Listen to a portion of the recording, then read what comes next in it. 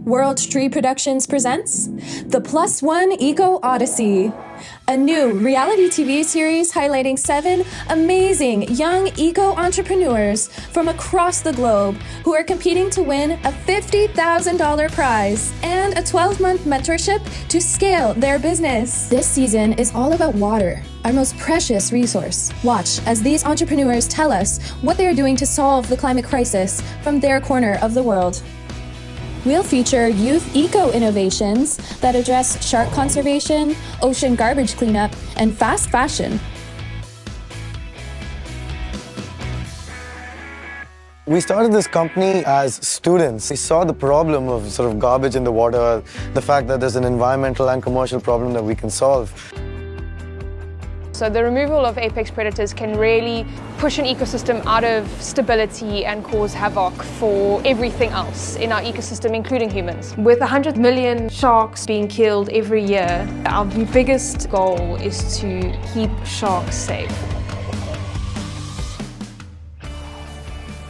So it is kind of funny that I'm now running a water sustainability business. I got such benefits from water, and in a way I'm kind of giving back to what helped me. Well, the apparel industry is the second largest polluter in the world, so it says a lot to how polluting fast fashion is. So we're looking to replace stretchy fibers. Through its production is carbon negative, net zero waste, uses zero fresh water and zero toxic chemicals. Plus, solutions for irrigation and agriculture. Hello, my name is Ivan Cho. I'm from South Korea. I developed a clean water solution that can be provided to the farmers all around the world. Gen Z can make the world where a future is guaranteed. We are helping the farmers are struggling from the water shortage, and their yield improve like 15%. I've always had the privilege to always have easy access to clean water sources. A lot of people having to walk long distances to access this fundamental right, it really opened my eyes to how opposing our realities can be on other sides of the globe. Once a sensor has been inserted into the ground and only irrigate when the lawn needs to be irrigated. We as Gen Z and young change makers want to make change. We are the future of the world. In order to ensure that we make the change that we want to make happen, we must start now. Cheer on our Gen Z contestants as they compete in a fun challenge each episode, and where a panel of judges will rank them from 1 to 7, highest to lowest, on the +1 leaderboard. Namaste, and welcome back to the +1 Eco Odyssey.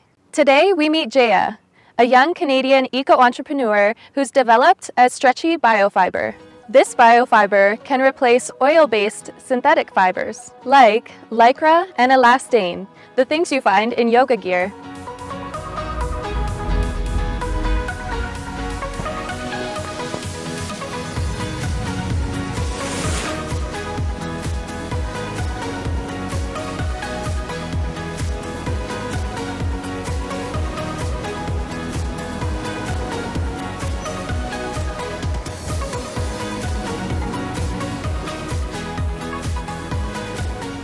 This is a place where you can sit on the beach, look at the mountains.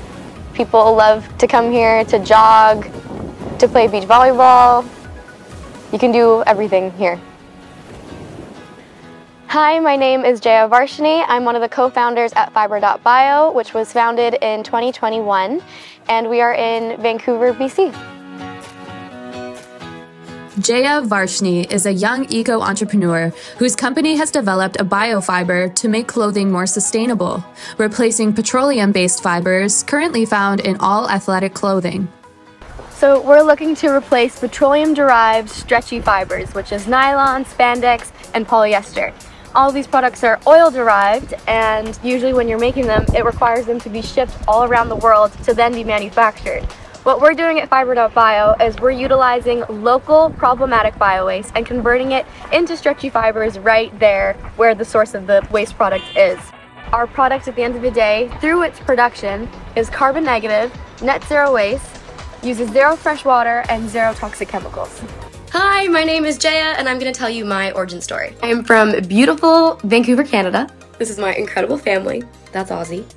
My entrepreneurial journey started when I was 10 years old, and I started an organization that was all about eliminating single-use plastic, starting with straws. I really tried to vote with my dollar. I went thrifting. I went vegan. I even started a vegan club at my high school. I was trying my best, but was so frustrated by all the greenwashing that I never felt like I was actually doing anything. I realized I had to think bigger. Sustainable fashion has been something I've been passionate about forever, and anyone who knows me knows I've tried and failed a bunch of different times working on different ventures in this space. Ultimately, I just want to be proud of what I'm wearing and feel like it aligns with my values as a person.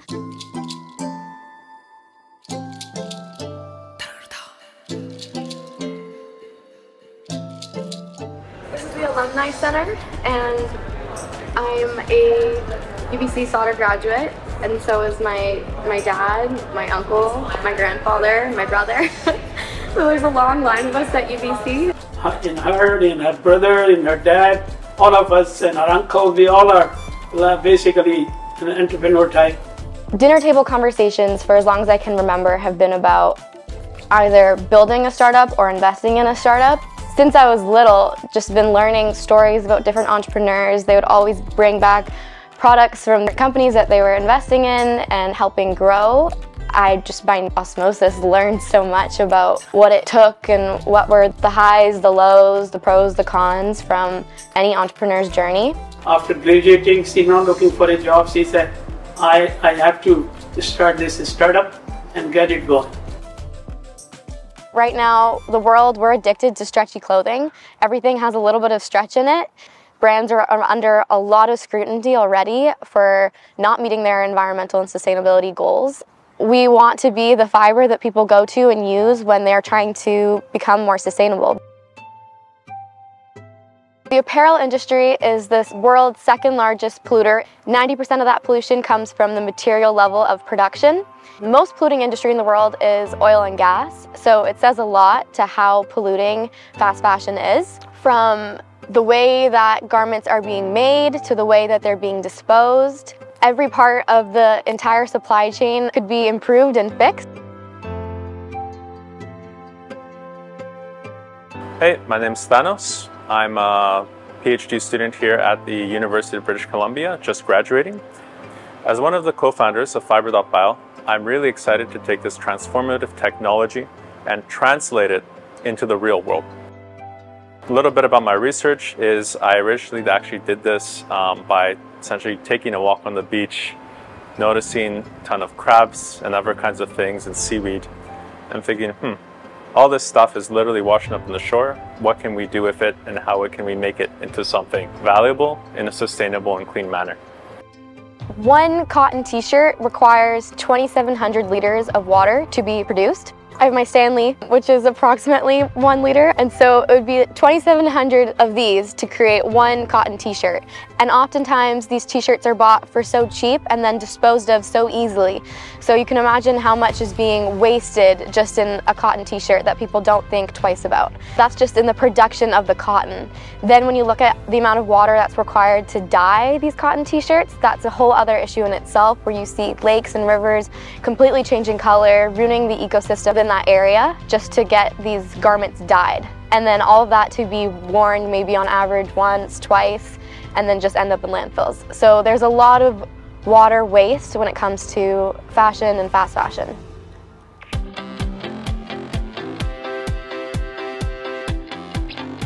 We are on Robson Street, where there is lots of different stores, most of which are selling lots of clothes that have stretch in them, which means that they are made from spandex, petroleum-derived fibers, nylon, polyester, and are very, very harmful to the environment and are being bought at large, massive scales at prices that are not equivalent to the impacts that they have on the environment. Most of these are what you would consider quote-unquote fast fashion. It means that they are producing, designing, and putting out clothes and collections at a speed of which that is not sustainable at all. Oftentimes, if clothes have a very cheap price point, that means the cost is being paid somewhere else along the supply chain. Oftentimes that is factory workers who are not being paid a fair or livable wage, definitely not in working conditions that we would deem safe or fair in North America. Today I'm wearing things that I've thrifted, and my shoes are made from vegetable and fruit leather. I try my best to buy things that are only thrifted or from brands that I can do a lot of research on. By no means am I saying I'm perfect, like a perfect sustainable consumer, because I'm not. But what I am trying to put out there is shop with more intention. Think a little bit more before you do buy something, and try to take care of your garment for as long as you can. 60% of global apparel market is estimated to have stretchy fibers intertwined into their garments, and 100% of performance apparel. Right now, if you want a stretchy fiber, you have to go to petroleum dry fibers. They're economical, but they're not sustainable. And if you look at all the other sustainable startups that have come into this ecosystem, they might be sustainable, but they're not stretchy and they're not economically feasible. None of these startups have been able to create a sustainable, stretchy fiber. Anytime you are washing your performance apparel, your leggings, anything that has petroleum-derived fibers, microplastics are released, and oftentimes filters are not able to capture them. So these microplastics end up in waterways, end up in marine life. Oftentimes, the marine life doesn't know any better between these microplastics and food, so they're ending up on our dinner table plates.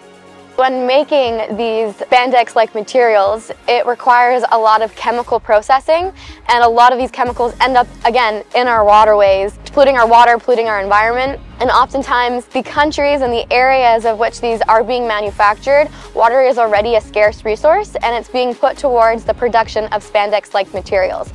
Petroleum-derived fibers are very hard to recycle. It's hard to unwind the petroleum-derived fibers from whatever blend they're blended with, making them uneconomical to recycle. So oftentimes it just means that these products adds to the masses of plastics that end up in landfills, that again end up in our waterways.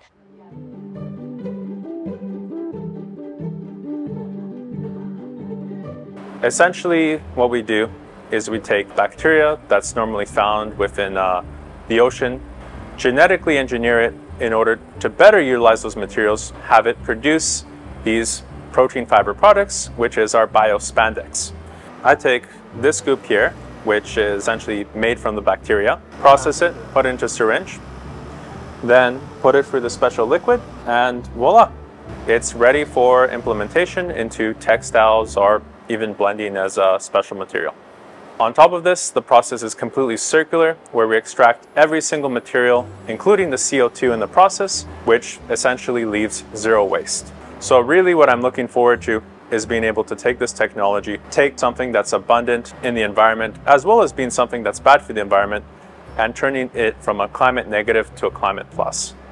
This product is really, it has an opportunity to be really impactful and disruptive in the industry. That's one of the reasons why I'm really excited about it. It's maybe not the most cool side of the fashion industry, but it's one of the most impactful parts, is getting it early in the supply chain to make sure that our garments can be discarded and composted, and we're using less oil, less water, less resources, and utilizing waste. This afternoon, I am going to pitch the company at Fantech Angel Network. Hi everyone, my name is Jaiya and I'm one of the co-founders at Fiber.bio. So there will be about 50-ish angel investors who will be listening to me pitch live in person. This will be my first time pitching to a group this size and in person. So I'm excited to tell them more about what we're doing, and hopefully there'll be some interest in the crowd who will want to join us on our journey. Serendipitously, I was at an event, met someone who was also really interested in sustainable fashion. She sent me the link for the +1 Eco Odyssey application a day before it was due. So I applied with I think there was only a couple hours left before the deadline. I think I just made it in. I've had a great experience. I love what you guys are doing. I love the mission. I think this whole thing is a result of just putting myself out there, making my passions known to the people around me. Anyone who's interested in climate tech and entrepreneurship should definitely check out the +1 Eco Odyssey team. It's inspiring, it's motivating. I'm so excited to see the work of the other entrepreneurs. So you should apply to season 2. It's only gonna get bigger and better.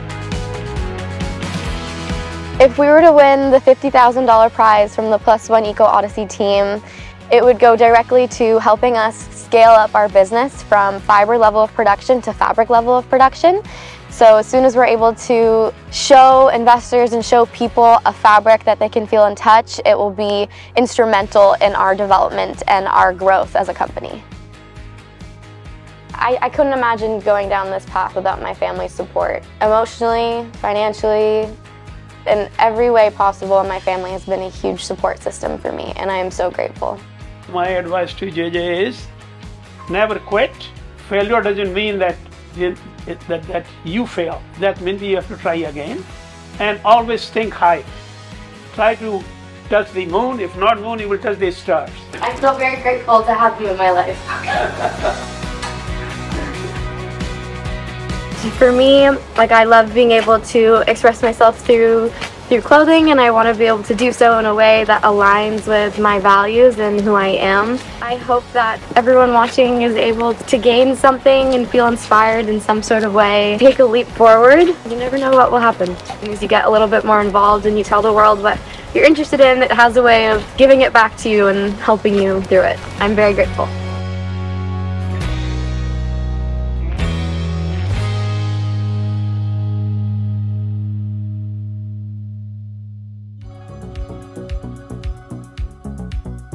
It's challenge time! Here's how the leaderboard scoring works. A score of 1 equals 10 points, a score of 2 equals 8 points, and so on until a score of 7, which equals 1 point. The judges will rank each contestant from 1 to 7 on their performance, best score to worst, on the +1 leaderboard, based on how complete, concise, and compelling their answers are. Let's meet the judges. Shannon Crone is managing partner at Ernst & Young, an Ironman triathlete, and an EY Entrepreneur of the Year director. She's joined by Will Sarney, a world-renowned water expert, author, and founder of Water Foundry Ventures, and Dr. Nusha Ajami, Chief Strategy and Development Officer at Lawrence Berkeley Lab, and an expert in water policy and innovation. This week's challenge is called The Hot Seat. Your company is a finalist in a bid to win a $1 million contract, which would be enormously helpful to your company and bottom line. In your final interview, one of the panelists comments on your youth and, as such, infers you have a lack of business experience. How do you respond to win over that panelist and secure the contract? As a finalist to win a $1 million contract, but the biggest concern and complaint is my youth, I would say back to that it's my biggest strength, in my opinion. I think that my intersectionality is what makes me unique and positioned in a way that I have no doubt in my abilities. The youth are the future, so if you want to take bets specifically when it comes to sustainability and you want to make sure that this world's going to be better, there's no better person to put that accountability on other than the youth, who actually have to live in the environment that they're going to be forced to live in every day. So they're going to be the ones who are most inclined and most incentivized to actually want to make an impact to the environment that they have to live in and for their kids to live in. So I see being a youth as an absolute positive, and I think it should be treated as such. We are the future. I hope that they all end up in a spot where they are a finalist in a $1 million contract bid or even larger. One of the panelists commented on the entrepreneur's youth, inferring perhaps that they do not have the right level of business experience. And the question was, how would these individuals respond? Because they're young, they're not jaded, they're agile, they can pivot fast, they can try new things, they can work hard. And these are all such important things when it comes to young entrepreneurs that make them an asset rather than a challenge. So they all need to lean into that. So if Water Sustainability Ireland was in that scenario where we were told, you're just on the cusp of getting the contract, but given how young you are, it means it could work against us because we lack experience. I would firstly make the point, not argue, that experience isn't necessarily based on time. It's based on, it's not quantity, but it can be quality as well, of my own personal track record, that of my partners and the company.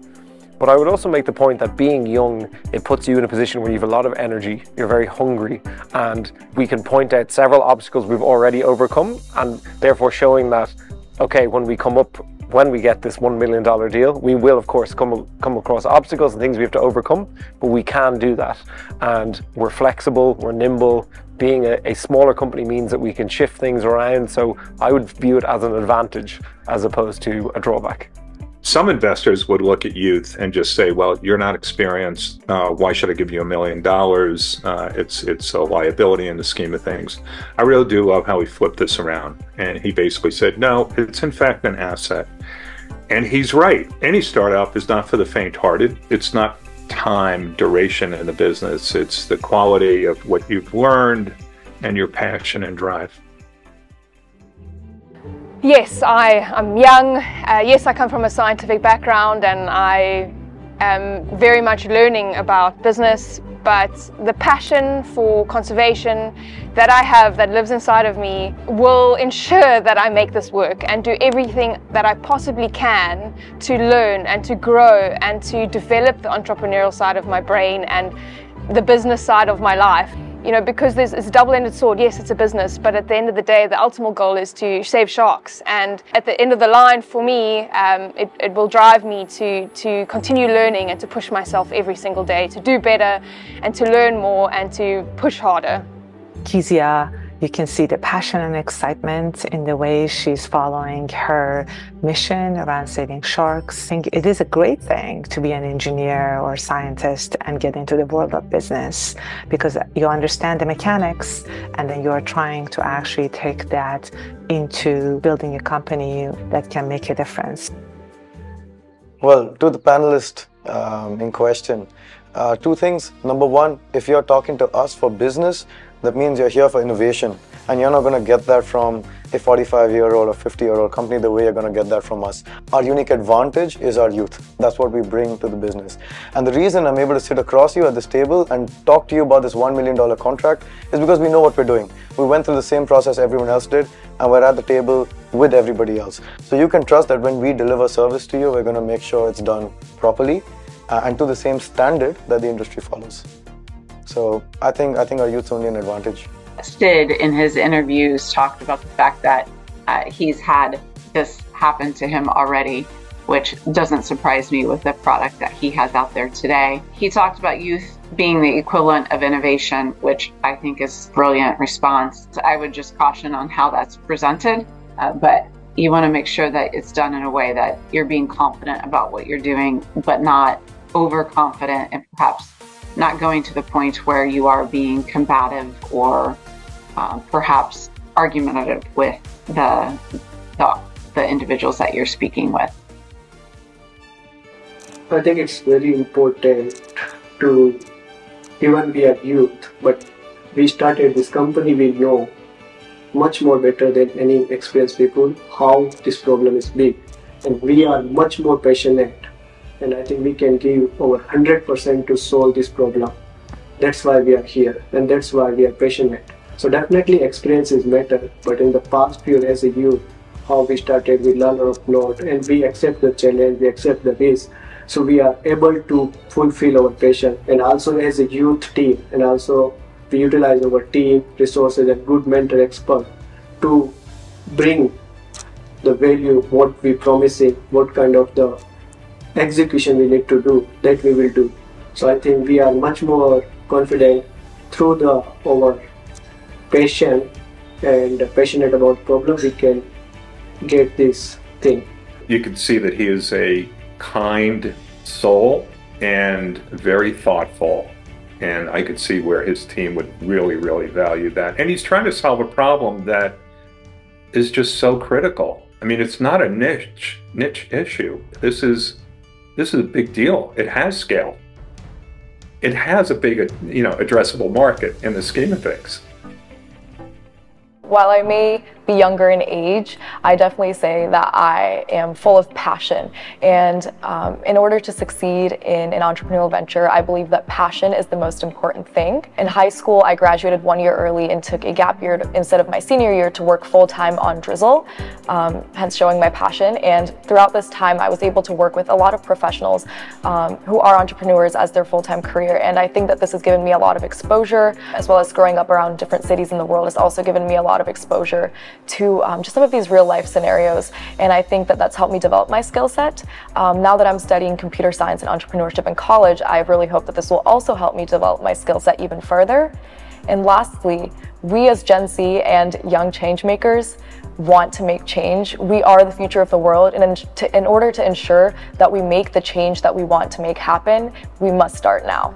It was a pretty good balance of acknowledging that she's young, but also really conveying that that could be an advantage without being sort of arrogant and naive in the scheme of things.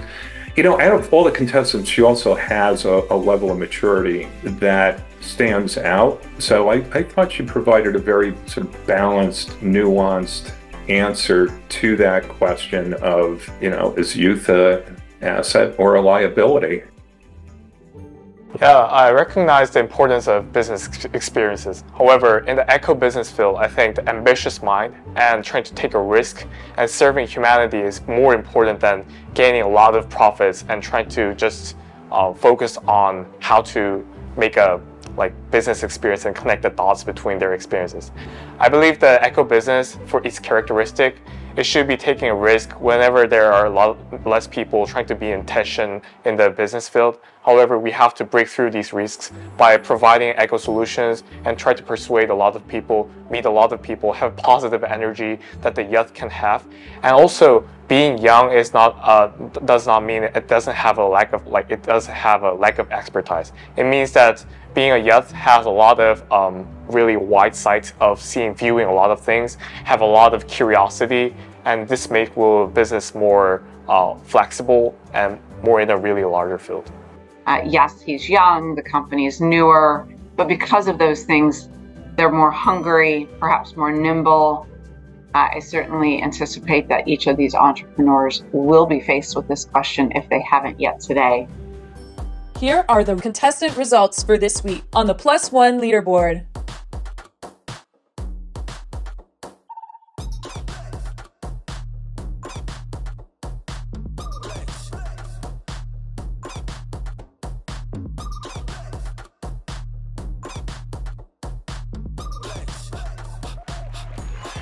Congratulations to Jaiya! She's taken the top spot on the leaderboard.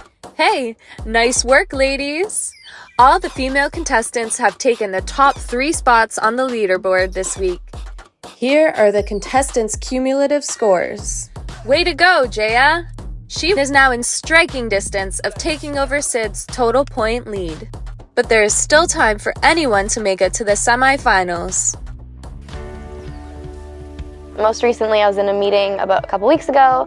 In many situations, it has been made quite apparent to me that I can often be the youngest, the only girl, and the only person of color.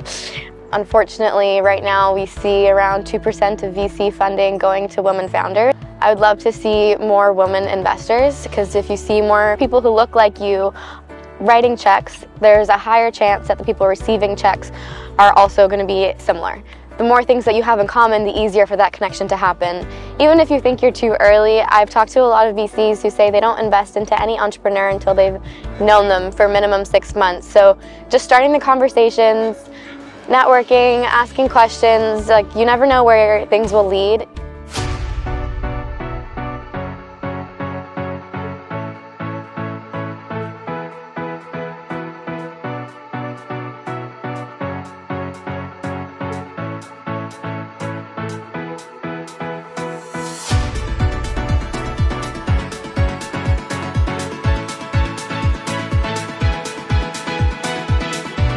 My company name is Puri, which is an abbreviation of purifying the water.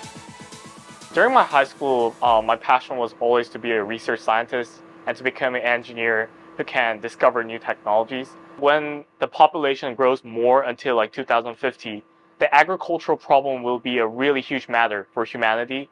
So I thought that how can we solve the water problem to farmers to adapt their new technology and to change their life and also change the world. We have 3 more episodes for your favorite contestant to make it to the semifinals. If you want to help them, subscribe to our YouTube channel. It's free. And follow us on Instagram, TikTok, and more. We want to hear your comments. Who's your favorite contestant? See you next week.